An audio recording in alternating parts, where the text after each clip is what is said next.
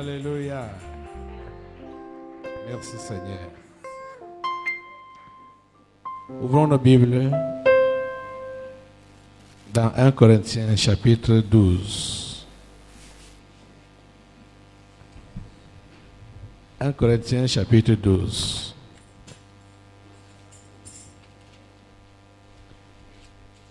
Nous allons lire du verset 37 au verset 27 au verset 31. 1 Corinthiens chapitre 12, verset 27 à 31, il est écrit: Vous êtes le corps de Christ et vous êtes ses membres, chacun pour sa part. Et Dieu a établi dans l'Église premièrement des apôtres, secondement des prophètes, troisièmement des docteurs, ensuite ceux qui ont le don des miracles, puis ceux qui ont les dons de guérir, de secourir, de gouverner, de parler diverses langues. Tous sont-ils apôtres? Tous sont-ils prophètes? Tous sont-ils docteurs? Tous ont-ils le don de miracles? Tous ont-ils le don de guérison? Tous parlent-ils en langue? Tous interprètent-ils? Aspirez aux dons les meilleurs. Et je vais encore vous montrer une voie par excellence. Amen. Amen. Prions le Seigneur. Notre Dieu, nous te remercions pour ta parole de ce jour. Bénis-la, bénis tous ceux qui l'écoutent en ce lieu, au tabernacle de la liberté, et partout où ce programme est regardé ou écouté. Seigneur, permets que chacun reçoive la grâce, la bénédiction en temps réel. Ô Tout-Puissant, merci parce que tu ouvres l'entendement à tes enfants. Tu leur donnes la compréhension et tu permets que tout ce que tu as prévu pour cette parole d'aujourd'hui soit accompli dans ces précieuses vies. Au nom de Jésus, nous avons prié. Amen. Amen. Prenons place en sainte présence. Soyez tous les bienvenus au tabernacle de la liberté. Soyez les bienvenus à ce programme, tous ceux qui nous regardent dans le monde entier. Nous sommes revenus sur notre thème qui est là derrière, après plusieurs prolongations sur le séminaire du mois de mai, la délivrance des esprits familiers de la sorcellerie. Donc nous revenons sur notre thème, les préalables ou les préparatifs avant l'entrée en Canaan. Je me rappelle que la dernière fois que nous avons parlé sur ce thème, donc qui est là derrière, nous avons beaucoup plus insisté sur le verset 22 de ce même chapitre qu'on a lu aujourd'hui, 1 Corinthiens chapitre 12, qui nous parlait toujours du corps, les membres du corps, que nous sommes les membres du corps de Christ, mais bien plutôt les membres du corps qui paraissent être les plus faibles sont nécessaires pour que chacun d'entre nous ne puisse pas se sentir lésé ou négligé parce qu'il n'est pas vu, parce qu'il n'est pas connu. C'est comme ça que Dieu a voulu que le corps fonctionne. Le corps de Christ vraiment doit fonctionner comme un corps normal. Le corps normal ne connaît pas de division. Le corps normal ne connaît pas de dissension. Le corps normal ne connaît pas de rivalité. Le corps normal ne connaît pas cela. Et c'est comme ça vraiment que le corps de Christ doit aussi fonctionner. Aujourd'hui, nous voulons évoluer dans un autre aspect du corps de Christ. Nous sommes toujours dans le domaine du corps de Christ. Et aujourd'hui, nous allons beaucoup nous baser sur le verset 28 de 1 Corinthiens 12. Et le sous-thème que je voudrais évoquer par rapport à ça doit être comment on peut... Et lisez d'abord, lisons encore le verset 28 là. Lisons le verset 28. Et Dieu a établi dans l'Église premièrement des apôtres, secondement des prophètes, troisièmement des docteurs, Ensuite, ceux qui ont le don des miracles, puis ceux qui ont les dons de guérir, de secourir, de gouverner, de parler diverses langues. Voilà. Nous allons donc parler de la nécessité ou de la restauration de l'esprit apostolique. Depuis que nous sommes en train de commenter ou de voir ce qui a gêné l'Église après la mort de Jésus et le premier réveil qui a eu lieu, on est en train de noter quoi? Que dès que le dernier apôtre est mort, le réveil est fini. Le réveil était fini en ce temps-là. Et qu'est-ce que nous pouvons donc comprendre maintenant là? Pour que ce deuxième réveil auquel on s'attend puisse réellement avoir lieu, il faut quoi? La restauration de l'esprit apostolique. C'est l'un des préalables ou l'un des préparatifs vraiment essentiels.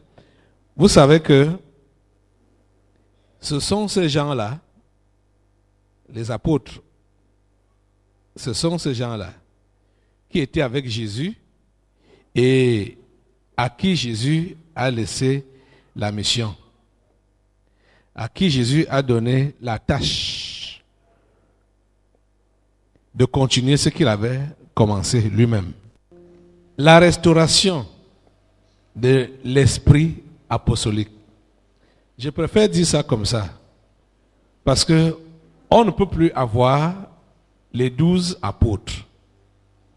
Et vous savez que des 12 même, il y a un qui était un fils du malin, qui a trahi Jésus, qui a vendu Jésus, et qui est mort par pendaison. Lui-même, il s'est fait pendre. C'est vrai que les Écritures avaient déjà prédit tout ce qui devait lui arriver et même comment il devait avoir un successeur. Après son départ ou bien après sa mort, les apôtres ont procédé à sa succession, dans la succession de Judas Iscariote, et quelqu'un d'autre a été nommé à sa place. Donc, les 12 apôtres sont demeurés.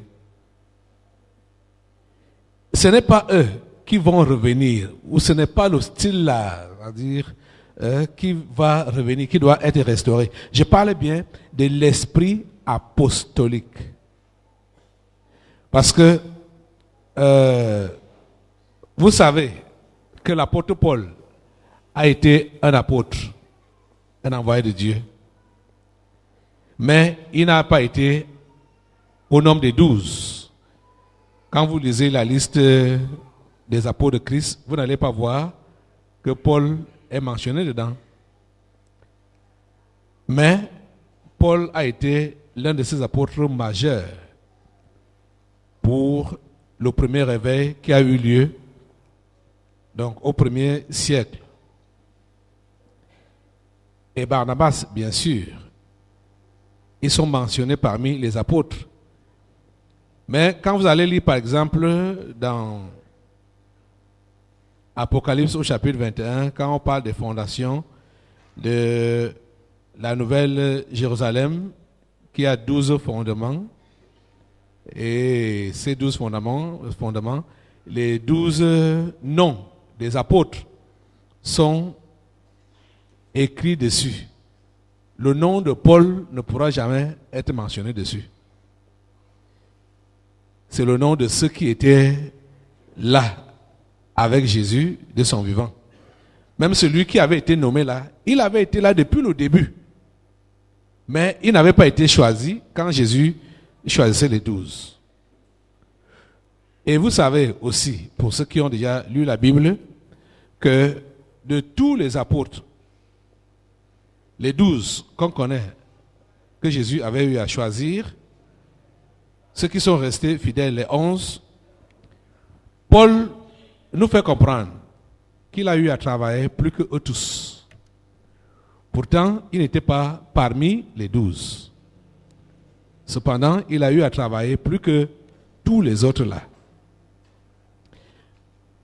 Ce que nous remarquons donc aujourd'hui, puisque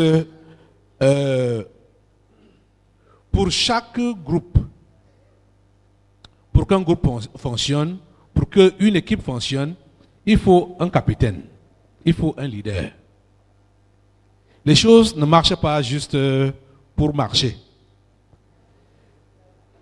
Il y a seulement, c'est-à-dire, quand le diable veut tourmenter les gens, c'est là qu'il leur fait croire qu'ils peuvent fonctionner sans une direction quelconque, sans être dirigés. Ce n'est pas vrai. Parce que vous savez que dans les années passées, là, quand le monde voulait créer un système, les systèmes pour dominer les gens, on a parlé de socialisme, on a parlé de capitalisme. Bon, ceux qui prétendaient être socialistes prétendaient dire que tout le monde aura le même niveau. En quelque sorte, ce n'est pas, on ne va pas faire comme chez les capitalistes où il y a des prolétaires et des riches, c'est-à-dire des pauvres et des riches, dont la société socialiste veut que tout le monde soit même chose, ce qui n'est pas possible, ce qui n'est pas vrai. Ça n'a jamais marché. Vous savez qu'ils ont miroité même l'Afrique avec cette histoire-là, un temps-là. Ça n'a pas marché. Et la plupart des pays africains qui ont embrassé la philosophie socialiste sont tombés dangereusement dans la misère. Parce que ça ne peut pas marcher. Il faut qu'il y ait des dirigeants et il faut qu'il y ait des dirigés. C'est-à-dire ça, c'est le système que Dieu a établi depuis. Donc, il faut qu'il y ait un leader. Dans chaque groupe, il faut qu'il y ait un leader. Pour chaque initiative, il faut qu'il y ait un leader. Et le leader doit réellement être qualifié, désigné pour cette tâche-là. Et il doit être suivi. On l'a vu avec le premier réveil. Quand les apôtres étaient là, ils étaient persécutés, non? Ils étaient souvent bastonnés, ils étaient souvent emprisonnés. Certains sont même morts, martyrs. Mais, quand même, l'évangile avançait et la doctrine était préservée. Même celui qui était le dernier, qu'on a pris, qu'on a envoyé en exil à l'île de Patmos, dont l'apôtre Jean, étant même là-bas, Dieu l'utilisait toujours et il continuait à écrire aux églises pour les fortifier. Et c'est dans cet exil-là qu'il a reçu le livre de l'Apocalypse qui révèle les choses des temps de la fin. Vous voyez? Donc, sa présence avait toujours un impact sur l'église. Mais dès qu'il est parti, il n'y a plus eu de relais et l'église a sombré. Les autres étaient déjà partis, il était le dernier survivant, et dès qu'il est parti, l'église a sombré. Et quelques temps après, un certain empereur a prétendu se convertir, Constantin, et c'est là donc que le monde est entré à l'église. C'est-à-dire, tout ce qu'on peut appeler sorcellerie, péché, n'importe, tout est entré à l'église. Avec la soi-disant conversion de Constantin. Et c'est là dont les origines de l'église catholique. Vous savez que c'est une église qui accepte tout le monde et qui est dirigée même par des gens très compliqués. On a eu un esprit ici qui est venu, ça parle encore, pour montrer que ceux qui sont devant ont un mauvais témoignage. Et cependant, ils sont une référence pour les autres. L'esprit s'appelle encore qui là? L'alibi des hauts lieux. Voilà. L'alibi des hauts lieux. C'est-à-dire, pour quelqu'un qui veut se ranger, c'est-à-dire ranger sa vie, se conformer à la parole de Dieu, et il est donc dans un haut lieu, dans ces religions-là, il est interpellé peut-être par une parole ou bien en lisant la Bible. Après, l'alibi des hauts lieux va lui dire, mais toi-même regarde ton catéchiste, toi-même regarde ton pasteur, regarde ton prêtre, regarde ton ancien. Parce que quels sont les gens qu'on a mis devant? Des gens avec de très mauvais témoignages. Soit des buveurs, des coureurs de jupons, soit des sectaires et tout ça là. Donc, quand celui-là qui veut avoir le cœur pour les choses de Dieu, la Bible va donc lui dire, mais regarde, c'est eux qui vous dirigent, c'est eux qui vous enseignent la Bible, regarde leur vie. Donc, tu ne vas pas faire exception. Vous voyez, le monsieur ou la dame va se dégonfler pour dire, bon, moi, je suis donc qui? Voilà ceux qui sont même devant nous, qui nous enseignent ces choses. Voilà leur vie. Donc, c'est vrai. On ne peut rien. Nous sommes des pauvres pécheurs. C'est l'alibi des hauts lieux. C'est comme ça que l'esprit là s'était fait appeler. Donc, il faut qu'il y ait des leaders exemplaires. Et ça, c'est dans le cadre toujours du corps de Christ. Hein. Nous avons d'abord parlé du corps de Christ comme membre d'une manière générale. Maintenant, il y a, vous savez que dans une maison, on est comme au temple ici, là, il y a beaucoup de choses qui constituent cet édifice. Il y a les parpaings qui sont là, il y a aussi des poteaux qui sont là pour soutenir l'édifice. Tous les instruments qui sont ici, ou tout le matériel qui est utilisé pour cette construction, n'a pas le même rôle. Mais ils sont mis ensemble pour que l'édifice soit solide. Et si ceux qui sont essentiels ne sont pas là, pour la construction, on sait qu'est-ce qui est essentiel, ce sont les poteaux.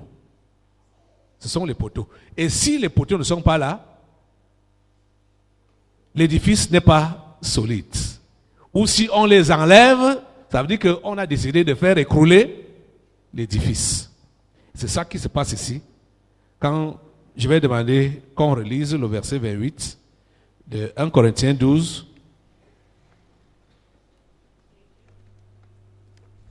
Et Dieu a établi dans l'Église premièrement des apôtres. Voilà. Vous comprenez? L'ordre là n'est pas hasardeux. C'est comme ça que Dieu a voulu que les choses se passent.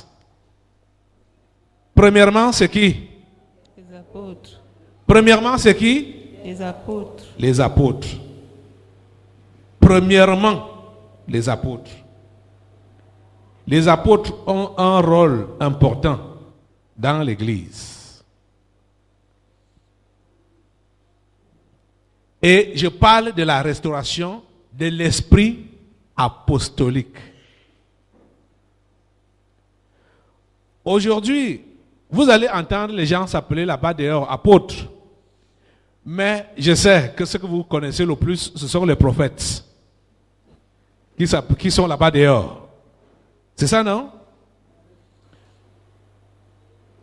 Apôtres, les apôtres que nous avons aujourd'hui sont des apôtres de titre. Soit parce que la dénomination en question reconnaît les apôtres n'ont pas été seulement choisis, ce n'est pas seulement 12 apôtres qu'on a eu à choisir, mais que d'autres peuvent être suscités et ont été suscités après les 12 apôtres de Jésus.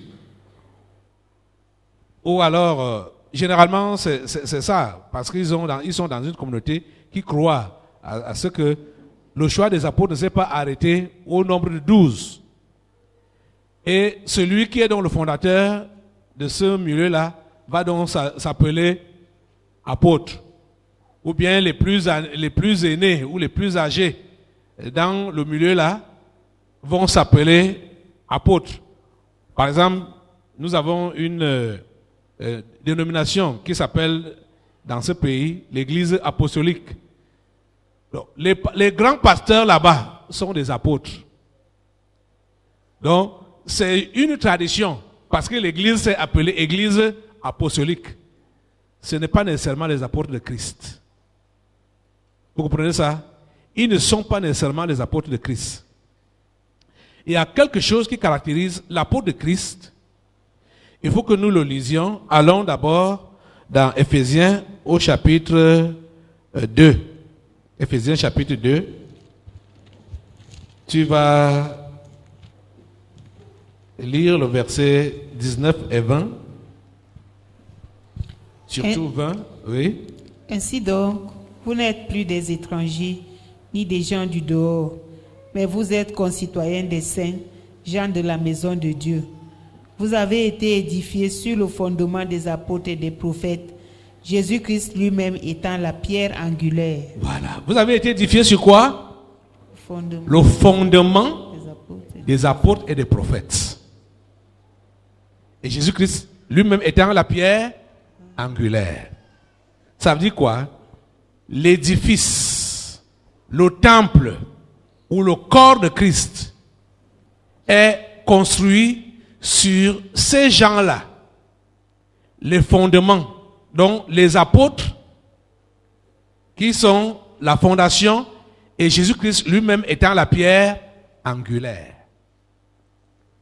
Voilà sur quoi l'Église, le temple du Seigneur, est construit. Sur le fondement des apôtres. Donc, les apôtres sont la fondation. C'est eux qui posent la fondation.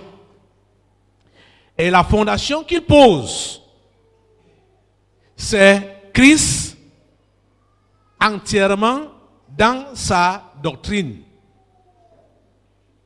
La fondation que les apôtres posent, je vais le redire, c'est Christ entièrement dans sa doctrine. Voilà la fondation que les apôtres posent. Ce n'est pas juste un titre. C'est des gens que Dieu même a choisis. Ils ne sont pas nommés par des hommes. Ils ne sont pas nommés par des organisations. Vous comprenez? Et Jésus, de son vivant, n'a même pas fait une pléthore. C'est-à-dire une marmaille. Aujourd'hui, vous allez seulement dans la dénomination dont je vous parlais là, Église apostolique. Ils doivent avoir des centaines d'apôtres. Ici au Cameroun seulement, hein. Mais quelle influence ils ont donc eu à avoir par rapport à l'œuvre d'évangélisation. Seulement pour le Cameroun. Et on n'est pas là seulement pour le Cameroun, mais on est là pour le monde. Vous êtes en train de voir? Les apôtres sont là pour mettre la fondation. Allons dans 1 Corinthiens chapitre 3. À partir du verset 9. 1 Corinthiens 3.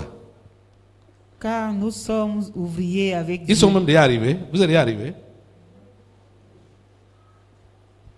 Attends-les un peu. Puisque c'est l'enseignement, hein? On ne court pas. Ici, là, on ne fait pas comme dans les hauts lieux. Où les gens bavardent. Et les gens, leurs histoires ne font que siffler et crier. On n'entend absolument rien de tout ce qui se passe. On veut que vous compreniez la parole de Dieu. Vous comprenez? 1 Corinthiens chapitre 3, versets 9 à 10. Car nous sommes ouvriers avec Dieu. Vous êtes le champ de Dieu, l'édifice de Dieu. Selon la grâce de Dieu qui m'a été donnée, j'ai posé le fondement comme un sage architecte et un autre bâti dessus. Voilà. C'est l'apôtre Paul qui parle. Qu'est-ce qu'il dit aux Corinthiens? Qu'est-ce qu'il a fait? Il a posé le fondement comme un sage architecte. Voilà le travail apostolique. Poser le fondement. Et j'ai dit que c'est Christ entièrement dans sa parole. Continue la lecture un peu Mais que chacun prenne garde à la manière dont il bâtit dessus. Va jusqu'à 11. Car personne ne peut poser un autre fondement que celui qui a été posé, savoir Christ. Voilà. Quel est le fondement qui a été posé? Jésus-Christ. Savoir Christ. C'est Christ. Un apôtre envoyé de Dieu, envoyé de Jésus-Christ, n'enseigne pas sa doctrine, n'enseigne pas sa philosophie, il n'enseigne pas ses idées, il n'enseigne pas ce que les gens veulent entendre ou ce que les gens aiment entendre. Ce n'est pas ça qu'il enseigne. Il enseigne la doctrine de Christ. Il explique Christ entièrement dans sa parole. S'il faut écoutez, il y a des gens qui ont été réellement appelés par Dieu, qui sont des enfants de Dieu aujourd'hui. Mais la religion, comme c'est elle qu'on a trouvée, elle nous a tellement influencés. Si bien que beaucoup de ceux qui peuvent croire aujourd'hui, il reste en eux des séquelles de religion. Même s'ils sont sincères, il reste en eux des séquelles de la religion. La religion a été une très mauvaise chose. Je vous assure. Je vais vous prendre des petits exemples terre à terre. Voyons quelqu'un comme l'apôtre Paul. Est-ce que l'apôtre Paul pouvait avoir à l'idée d'avoir dans son bureau les photos d'Ésaïe ou de Moïse ou de... Quand je dis photos, je pars très loin. Hein? Je veux dire des images de ces grands hommes qui ont précédé là, qui ont été dans la Bible et qu'on n'a pas pu filmer. Est-ce qu'il pouvait avoir dans son bureau, derrière sa chaise comme ça là, la photo de Moïse par exemple, ou d'Ézéchiel, ou de Jérémie? Est-ce qu'il pouvait avoir, ça pouvait passer dans la tête de l'apôtre Paul? Vous êtes là, mais vous allez voir aujourd'hui que des gens sont réellement des vrais enfants de Dieu, mais vous allez voir dans leur bureau la photo de Jésus. Vous voyez un peu, non? Ceux-là n'ont pas compris. Ils ne sont pas sur la base de la fondation apostolique. Vous êtes en train de comprendre? Ils peuvent bien être enfants de Dieu. Je n'en disconviens pas. Mais la religion a laissé les séquelles. Parce que maintenant là, Dieu a besoin de susciter des gens avec l'esprit apostolique qui vont refaire la fondation de l'Église. Vous comprenez, non? C'est-à-dire rentrer dans les enseignements apostoliques, dans des convictions apostoliques et les appliquer. De nos jours, c'est l'un des préalables majeurs. Parce qu'il ne faut pas que n'importe qui aille devant l'armée pour dire que, armée du Seigneur, allons conquérir. Il faut qu'on mette les vraies fondations. Vous êtes en train de comprendre ce que j'enseigne là?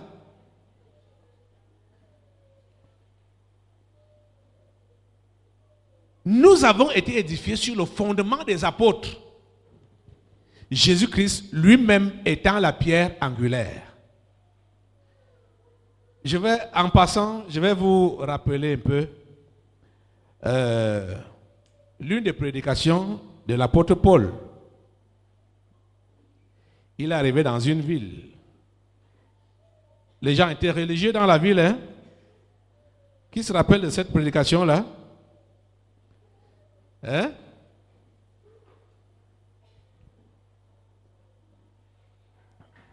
C'était à Athènes, en Grèce.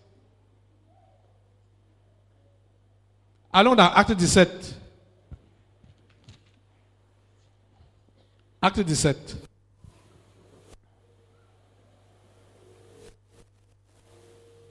Commençons la lecture au verset 15. Ceux qui accompagnaient Paul le conduisirent jusqu'à Athènes. Puis ils s'en retournèrent, chargés de transmettre à Silas et à Timothée l'ordre de le rejoindre au plus tôt. Comme Paul les attendait à Athènes, il sentait au-dedans de lui son esprit s'irriter à la vue de cette ville pleine d'idoles. La ville était pleine de quoi? D'idoles. La ville était pleine de quoi? Et comment Paul se sentait à l'intérieur de lui-même? Hein? Irrité. Est-ce que vous êtes là? Mais est-ce que vous savez qu'aujourd'hui, au jour d'aujourd'hui, il y a des serviteurs de Dieu. Vous allez entrer dans leur église et trouver plein d'idoles, plein d'images. Paul était en ville, à Athènes. Et la Bible nous dit que la ville était remplie d'idoles. Et l'esprit de Paul était comment? Irrité. Il était irrité. Il était irrité, il n'était pas à l'aise. Parce que cette ville-là était pleine d'idoles. Vous dites que voilà Jésus, il y a une photo. Oh, on va continuer ce message dimanche. Apportez-moi toutes les images religieuses là. Parce qu'il faut que ceux qui regardent à la télé comprennent ce que je suis en train de dire. Vous comprenez, non? Apportez-moi les images religieuses là. On dit que le Sacré-Cœur de Jésus, machin, tout ça là. Toutes ces images là.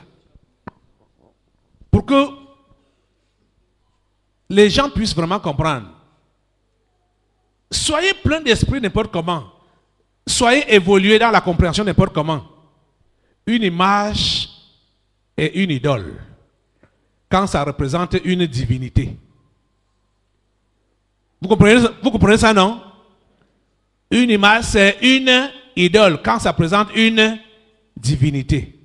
Vous dites que c'est Dieu, c'est Jésus, c'est Marie, c'est Joseph, c'est l'ange tel, machin, tout ça là. Ce sont des idoles. On n'a pas besoin de ça. On n'a pas besoin de ces représentations-là.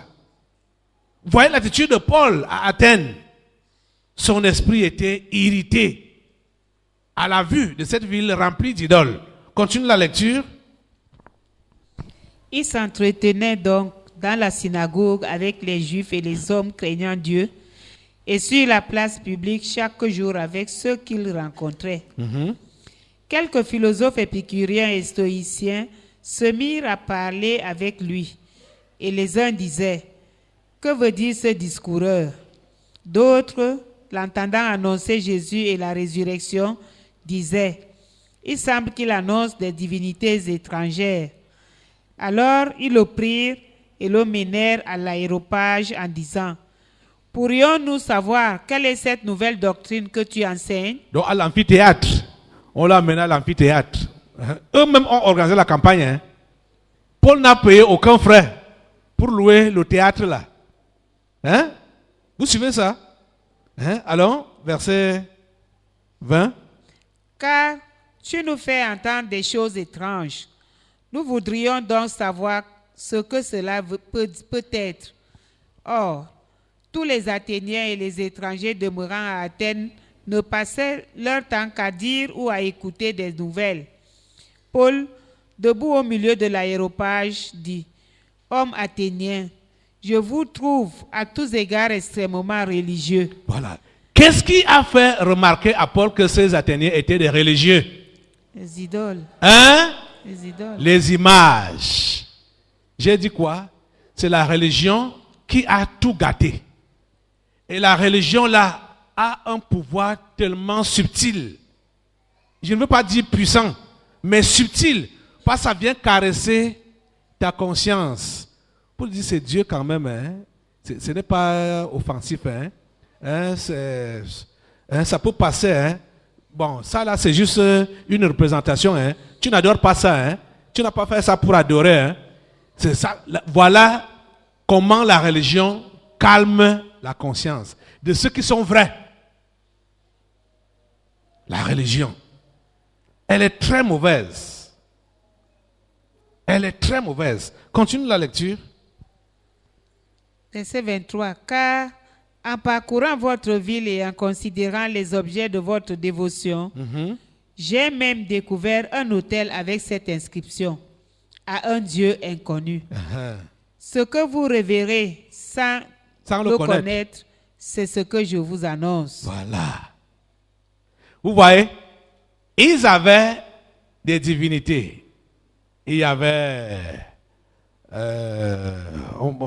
Diane, il y avait le dieu du soleil, dieu de la fertilité, dieu de fécondité, dieu de la pêche, ils avaient tout, dieu du soleil, dieu de la lune, dieu des étoiles. Il y avait toutes ces divinités-là. Et sur un autre autel, ils ont écrit seulement à un Dieu inconnu. Donc, le suprême, ceux qui pouvaient nommer et qu'ils adoraient, qui vénéraient là, il y avait leur statuette et leur nom. Mais pour celui qui ne connaissait pas, parce qu'il savait que de toutes les manières, il doit avoir un autre qui est au-dessus de tous. Ils ont dit à un Dieu inconnu. Et Paul leur fait donc comprendre que ce que vous vénérez sans connaître, c'est ça que je suis venu vous annoncer. Continue la lecture. Le Dieu qui a fait le monde et tout ce qui s'y trouve, étant le Seigneur du ciel et de la terre, n'habite point dans des temples faits de mains d'hommes. Il n'est point servi par des mains humaines, comme s'il avait besoin de quoi que ce soit. Lui qui donne à tous la vie, la respiration et toutes choses. Voilà.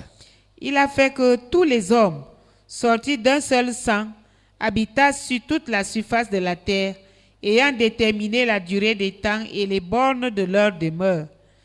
Il a voulu qu'ils cherchassent le Seigneur et qu'ils s'efforçassent de le trouver en tâtonnant, bien qu'il ne soit pas loin de chacun de nous. Car en lui, nous avons la vie, le mouvement et l'être. C'est ce qu'ont dit aussi quelques-uns de vos poètes. De lui, nous sommes la race. Ainsi donc, étant la race de Dieu, nous ne devons pas croire que la divinité soit semblable à de l'or, à de l'argent ou à de la pierre, sculptée par l'art et l'industrie de l'homme. Vous comprenez donc ce que Paul dit là? On utilise quoi pour dessiner la divinité ou pour représenter la divinité? On peut utiliser de l'or, de l'argent, on peut utiliser de l'argent, la pierre, on peut utiliser la pierre, du bois, de la porcelaine, du papier, le crayon, le bic. Dites, les mots de terre.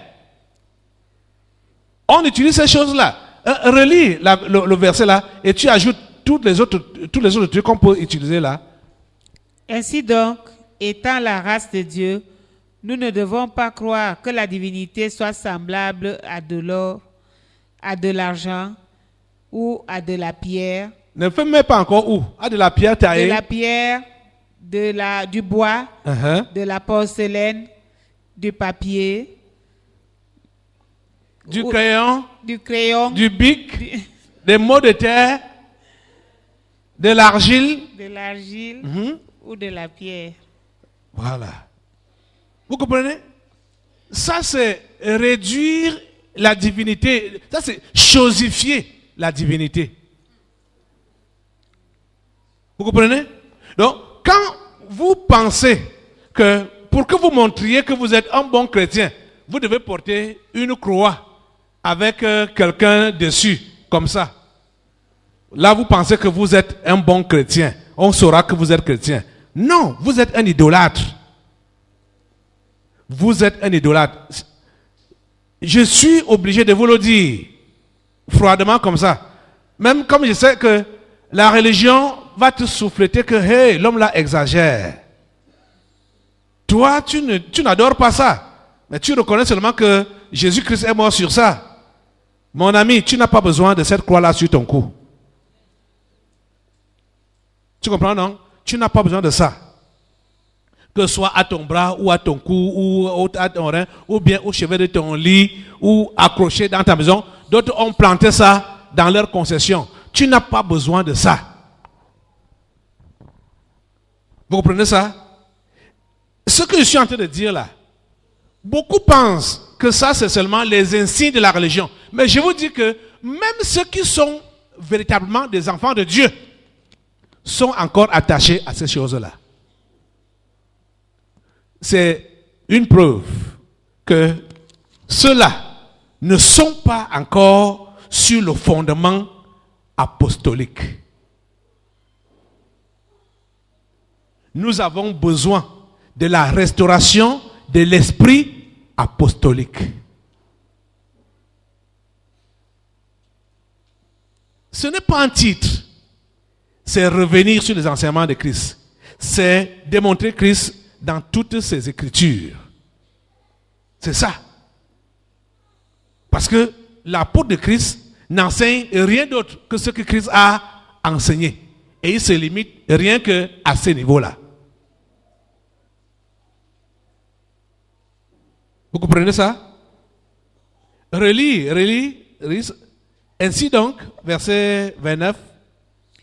Ainsi donc, étant la race de Dieu, nous ne devons pas croire que la divinité soit semblable à de l'or, à de l'argent ou à de la pierre sculptée par l'art et l'industrie de l'homme. Verset 30. Dieu, sans tenir compte des temps d'ignorance, annonce maintenant à tous les hommes, en tout lieu, qu'ils aient à se repentir. Voilà. Dieu annonce maintenant. Dieu ne tient pas compte du temps d'ignorance.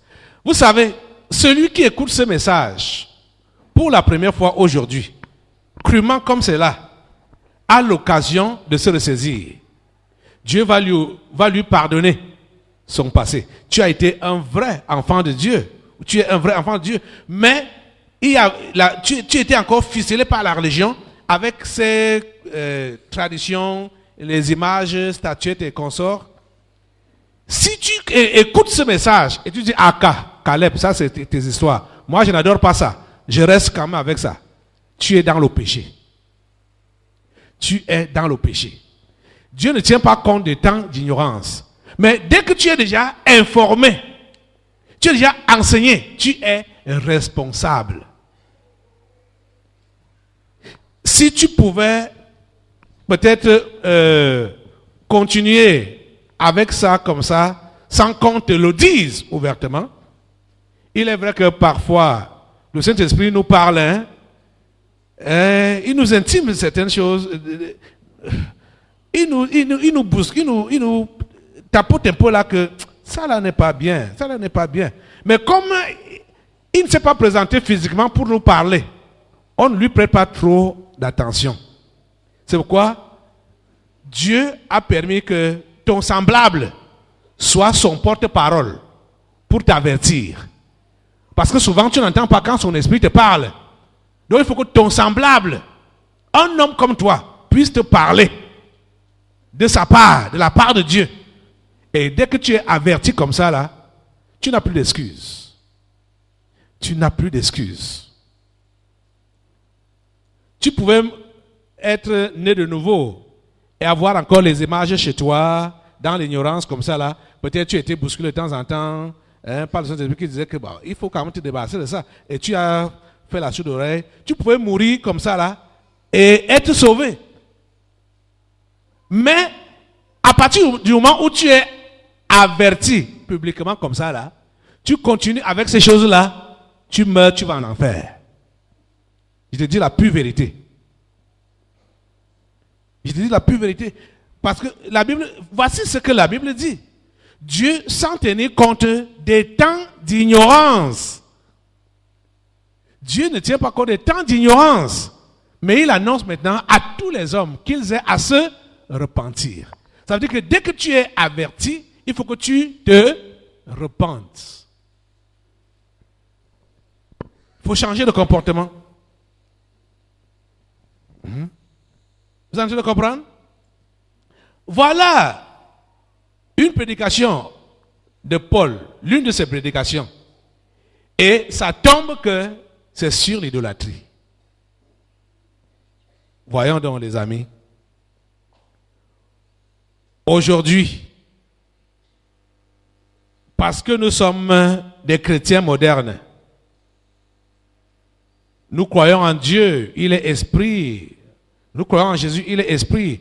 Nous croyons au Saint-Esprit, nous l'avons même. Nous sommes baptisés du Saint-Esprit, tout ça. Hein? C'est bien beau. Mais nous avons des représentations, des prophètes qu'on n'a même jamais filmés. On a leurs représentations. On a les représentations de Moïse. On a les représentations de... Quels sont ces grands prophètes? Ésaïe, Ézéchiel, Jérémie, Daniel, nommez-les. L'apôtre Paul, l'apôtre Pierre, Jean, Jacques. Et les gens ont toutes les représentations. Hein? Et au milieu de tout ça, Jésus lui-même. On a sa représentation. Et on dit qu'on est chrétien. On est enfant de Dieu. Qu'est-ce que nous voyons ici? Est-ce que nous sommes encore sur le fondement des apôtres? Hein? Sur l'idolâtrie. La doctrine apostolique de Paul là, nous enseigne quoi sur l'idolâtrie? Dieu n'est pas un objet. Dieu est esprit. Et il faut que ce qu'il adore, l'adore en esprit et en vérité. Je vous dis la pure vérité, que si l'évangile ne rejoint pas la radicalité apostolique aujourd'hui, le réveil auquel on s'attend ne pourrait pas avoir lieu. Parce que si le réveil a lieu et que il vient trouver les séquelles des choses de la religion en nous là, vous voyez comment ça va égarer plusieurs. Plusieurs ne pourront pas réellement aller jusqu'au bout. Cet engagement qu'on prend par rapport à Christ, c'est une course de longue haleine. C'est une course de résistance.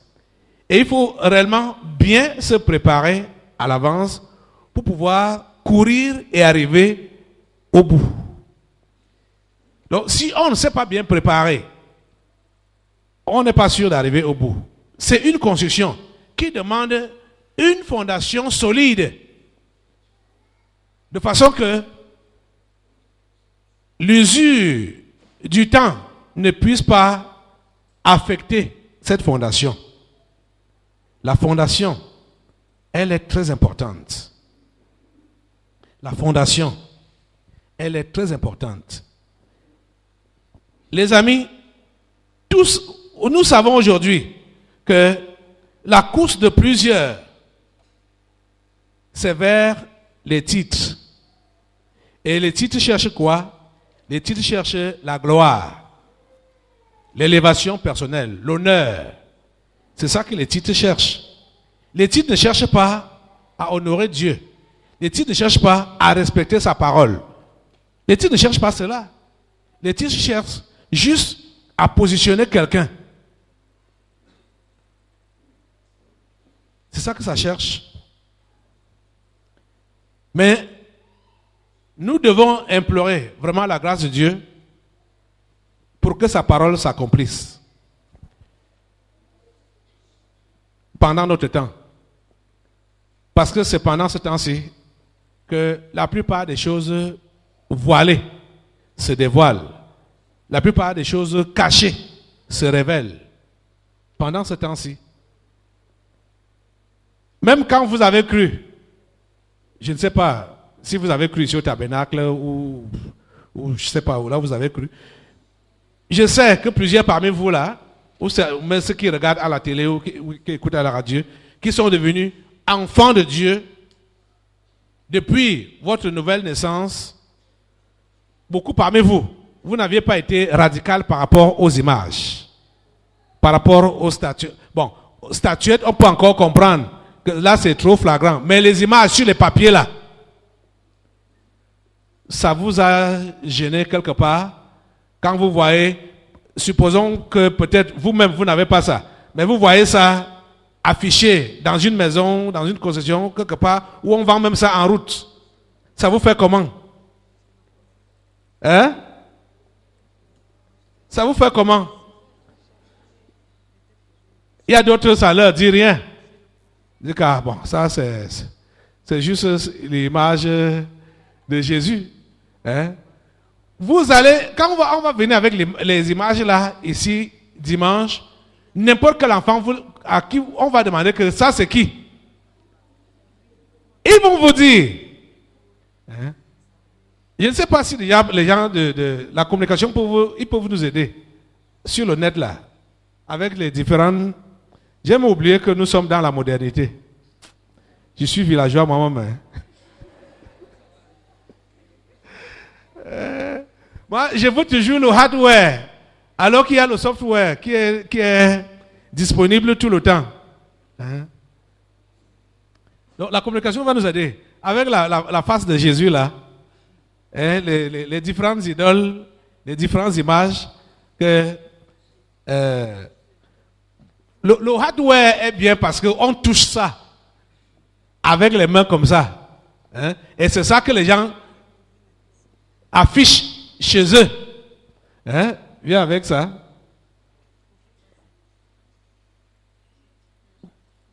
Voilà. Okay. Un parterre. Vous voyez? Oh mon Dieu. Hein? Demande, les enfants sont là. Regardez à l'écran. Regardez à l'écran. C'est qui ici? Hein? Donne le micro aux enfants. Oui. C'est qui ici? Jésus. Uh-huh. Il fait quoi là?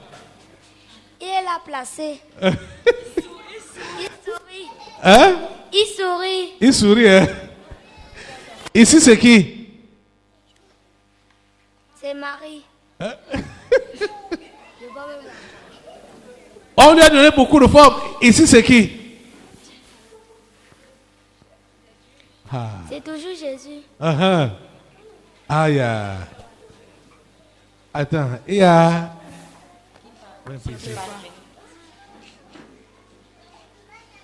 C'est toujours lui là-bas?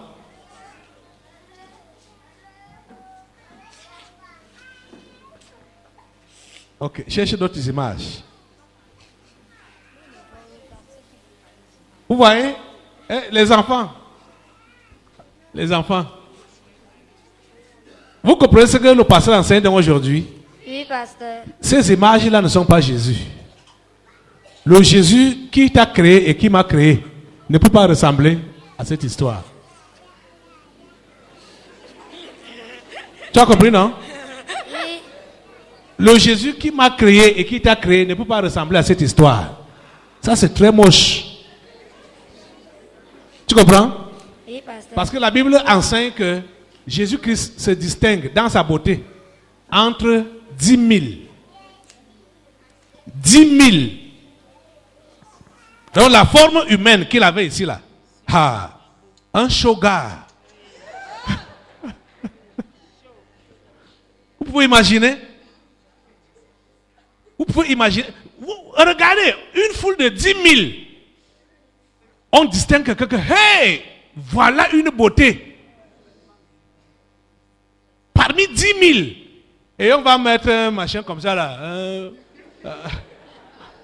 Un démon. On va dire que c'est Jésus. Quel Jésus? Hein? Voilà. Et ici, c'est qui? Les enfants.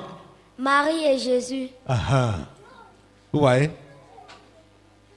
Ici, c'est qui? Jésus. Ah, avec...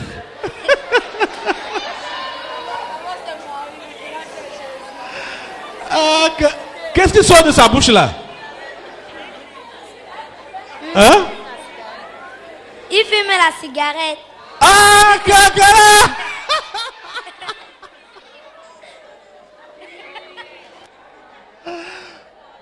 Vous voyez comment Comment eux-mêmes se moquent de leurs choses?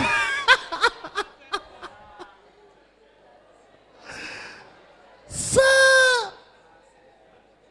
Voyez donc, voilà donc le Jésus des catholiques. Le Jésus des religieux. Voilà ça. Vous voyez, non? Ah. Ça, c'est comment, le blasphème. Hein? Hey. Ah, il a le mégot en main là. Filme bien le mégot là. Et c'est comme s'il boit même le vin. Okay. Parce que ce qu'il a à la poitrine là, c'est comme c'est une coupe. Alors c'est le vin. Aïe. Ton Jésus boit? Non. Ton Jésus fume la cigarette? Non. Voilà donc le Jésus de la religion. Aïe. Aïe. Vous voyez où la modernité nous amène? Je sais que... Eh mon Dieu. Ici c'est qui?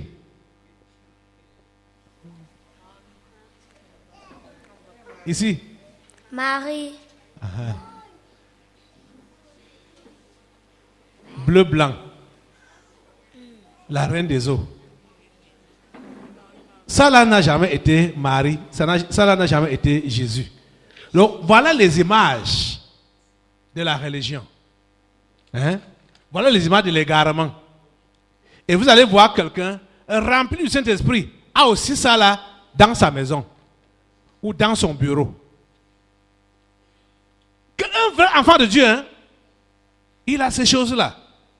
Écoutez les amis, Dieu n'a pas besoin d'être représenté par quoi que ce soit. Il est esprit. Et il faut que ce qu'il l'adore en esprit et en vérité. Tu n'as pas besoin de le représenter. Même dans ta tête là, n'essaie pas d'imaginer quelle forme il a, quelle couleur il a. N'essaie pas ça. Vous comprenez, non? Ça va t'amener à l'idolâtrie. On n'en a pas besoin. Cherche les autres, les cinq machins, tout ça là. Ouais. J'ai oublié qu'on a une banque là sur le net de ces images là. Ouais. Mais quand c'est dans l'ordinateur là, on n'affiche pas ça. C'est pourquoi je voulais vous montrer ce qu'on affiche. Hein, les papiers ou les statuettes là. Il ne faut pas avoir ces choses-là.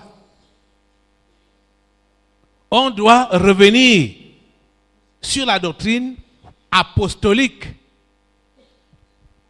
Vous voyez? Donc c'est ça qui freine le réveil auquel on s'attend. Et vous savez que c'est pour bâtir le corps.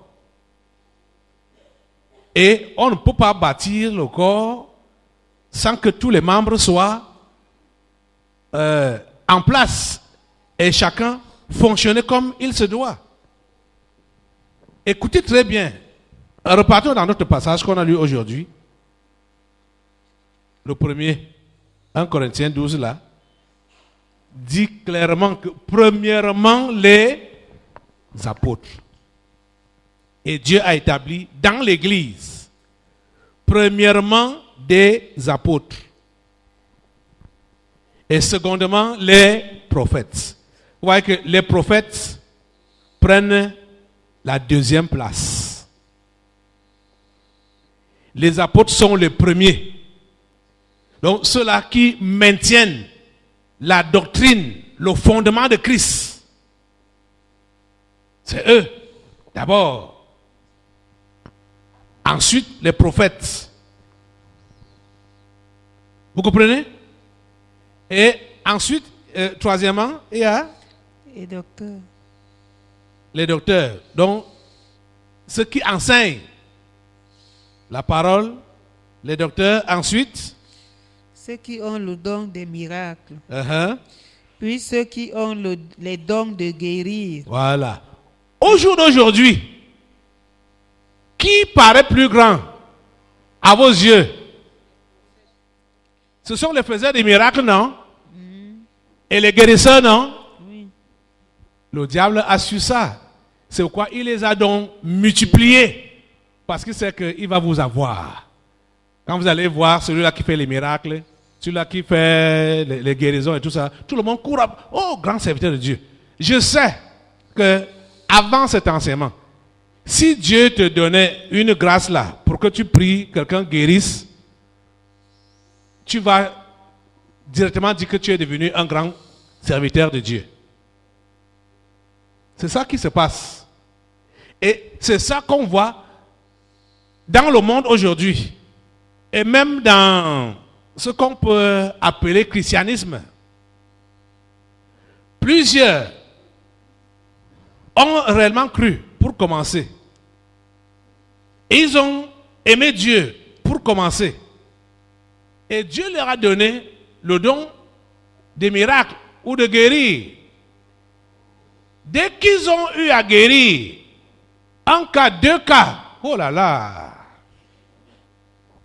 ils ont poussé les ailes. Tu vas encore l'appeler frère, elle dit non, je ne suis pas frère. Dieu utilise quelqu'un comme moi, comme ça tu l'appelles frère. Je suis prophète. Hein? Ou alors s'il a eu à rêver un truc qui s'est avéré vrai, 1, 2, 3 fois, tu vas encore l'appeler frère tel? Non. Je suis prophète. J'ai des révélations. Dieu me parle. Vous voyez? C'est ça qui a égaré, c'est ça qui dérange le christianisme d'aujourd'hui. Et au jour d'aujourd'hui, nous sommes même arrivés quand c'est déjà trop gâté. C'est déjà trop gâté. Parce que le faux a déjà pris le terrain. Vous voyez, le travail que nous sommes en train de faire là, c'est un travail ardu. Hein? Le faux a déjà pris le terrain considérablement. Dimanche passé, quand nous sommes partis d'ici, on est arrivé à la maison, j'ai ouvert la télé. Je crois que après Emmanuel TV, il venait de finir le culte comme ça. J'ai zappé, directement je suis tombé sur les cas qu'on a eu ici aux délivrances. C'était quoi?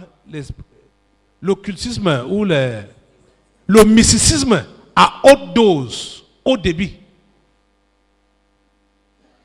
Je vous assure, tout ce qu'on a eu ici, là, c'est ça que l'homme là faisait.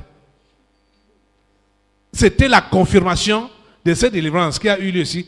Il s'appelle Angel Hubert, c'est un Zimbabwéen. Et c'est l'un de ces machins, ou ces connexions. Si vous avez vu des affiches en ville là, ils sont même chose avec Shepet Bouchouri là. Il prétendait enseigner sur les anges, mais en réalité, il parlait de la femme blanche là, le squelette. Le squelette, on nous a dit qu'ils utilisent, il y a soit le squelette d'une femme blanche ou le serpent. Pour lui, c'était le squelette d'une femme blanche. Et, oh mon Dieu, et les gens sont bêtes, On a trouvé ça au milieu, mais on a trouvé au bon moment. Parce que, pendant son intervention, il leur disait que il leur faut le Mara. Le Mara doit travailler avec eux. Que Mara travaille avec lui. Mara a travaillé avec... En tout cas, il prétendait que c'est le Mara qui travaille avec les grands hommes de Dieu. J'ai dit à ma fille, cherche-moi Mara dans le dictionnaire. Je sais que Mary, en anglais, là, ça signifie amertume. L'autre qui insiste là, Mara, cherchez-moi ça. Qu'est-ce que tu as trouvé? Et qu'est-ce qu'il disait? Receive Mara. I prophesy Mara into your life. Et l'assemblée dit, Amen, I receive. Hein? I prophesy Mara into your life. It is I receive. Hein? Ça signifiait quoi? Oui, j'ai trouvé que Mara, c'est un mot d'une religion dont ça veut dire a female god. Donc, Mara Un dieu féminin. Oui, qui veut dire accident, maladie, stagnation, blocage, tout ce qui est mauvais. Voilà. Et c'est ça qu'il distribuait à ces gens et aux téléspectateurs. Vous voyez, non? Ah. Et il disait que vous allez être étonnés. Mara travaille avec moi. Quand je m'avance comme ça là, et que je vais te dire que ton numéro de téléphone, c'est tant. C'est elle qui me dit d'abord ça, avant que je te dise. Exactement comme... Il disait que je répète seulement ce que j'entends. Je vous dis exactement ce qu'on a vu ici dimanche. Exactement. Je vous répète seulement ce que j'entends. Donc je ne fais aucun effort. Mara est avec moi. Et je prophétise Mara dans votre vie. Et les gens disent, I receive. Vous imaginez? Ça dit, nous sommes, et voilà dans les milieux qu'on appelle église réveillée. Voilà ce qu'on appelle le réveil. Est-ce que ce sont les foules que vous allez voir derrière eux? Ce sont des foules. De nombreuses foules. Mais ils amènent ces gens-là où? En enfer, directement. Eux-mêmes sont d'accord. Je ne sais pas si quelqu'un d'entre eux n'a pas eu la curiosité d'aller chercher ce qu'on appelle Mara. Vous savez, tous ces gens-là ont l'habitude de passer par la définition des mots. En hébreu, ça signifie ceci. En grec, ça signifie cela. Et lui-même, il donne sa définition. Un mot magique, sorcellerie. Il donne...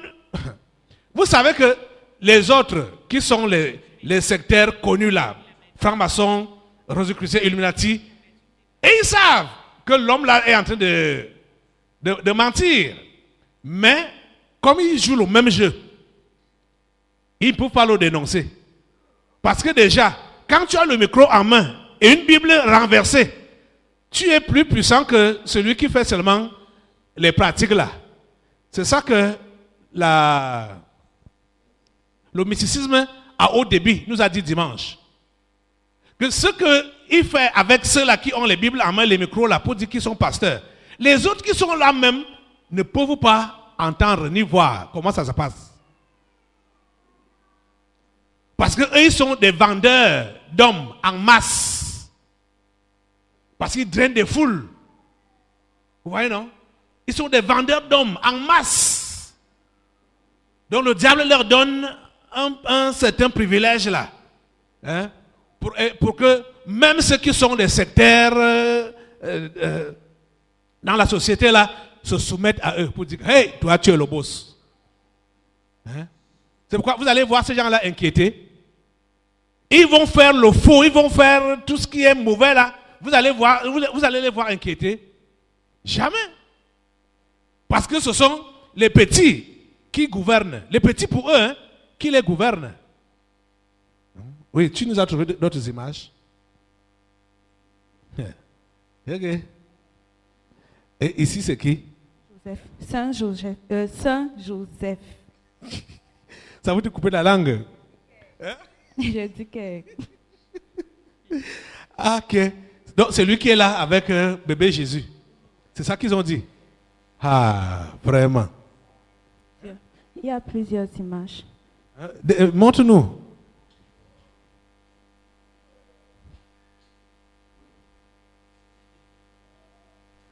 Ici, là, personne ne peut savoir. C'est eux-mêmes qui donnent le nom. Puisque c'est eux qui ont dessiné.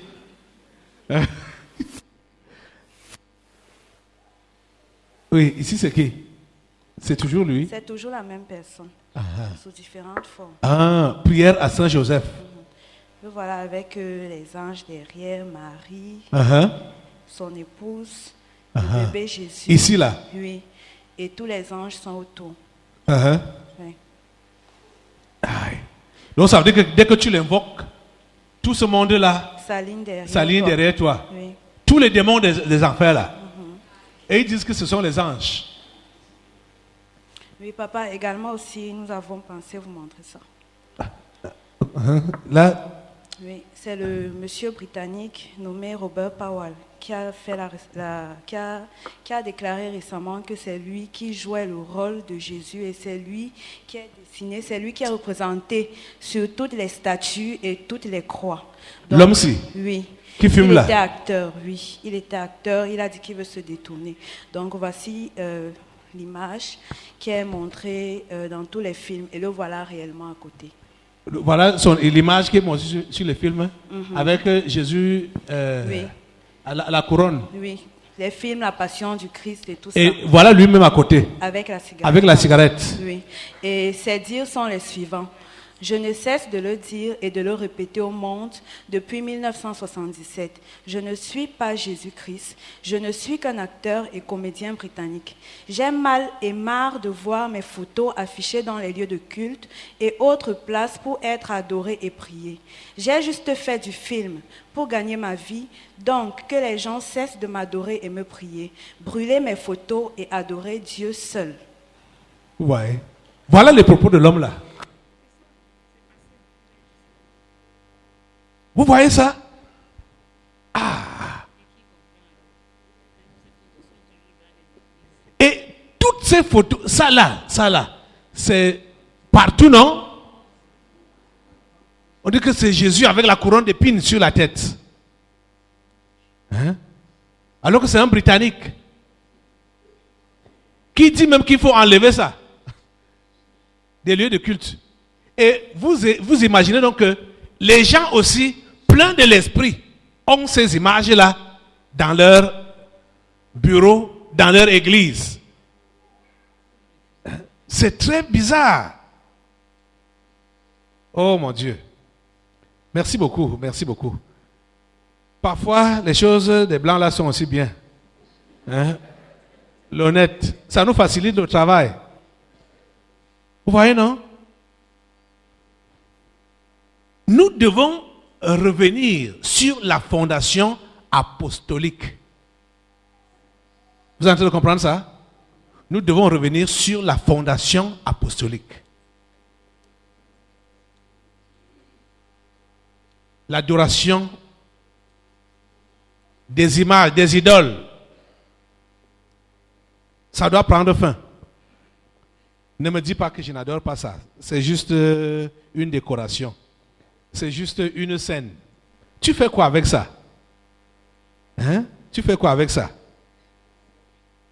Où on va dessiner peut-être une table avec 13 personnes dessus. Donc Jésus avec ses 12 disciples, ça sert à quoi? Même si on dit aux gens que ce n'est pas pour l'adoration, ça cherche quoi déjà même à l'église? Ça cherche quoi? Ça n'a pas de place. Et vous allez voir dans les religions là, où on fait les vitres, on fait les fenêtres en vitres là. Et ces vitres là ont toujours les dessins. Et les anges, et les saints, et les ceci, tout ça là. Et vous allez voir que même ceux qui disent qu'ils sont aussi les vrais enfants de Dieu, born again, ils font aussi leur église et les vitres des fenêtres là. Et il y a aussi ces dessins sur ça. Dans leur église. Ouais. Ça fait un amalgame. C'est l'ignorance. Je peux prendre ça dans le sens de l'ignorance. Parce que l'esprit, la restauration de l'esprit apostolique manquait encore. Cet esprit apostolique doit être restauré. Amen. Vous comprenez ça? Vous voyez, ce n'est pas facile, hein, ce n'est pas évident. Que vous voyez les gens habitués dans leurs choses depuis des années, Peut-être pendant même tout ce temps-là, vous ne leur avez rien dit. Un bon matin, vous leur dites que ceci est mauvais. Détournons-nous de ça. Ils vont d'abord te prendre comment?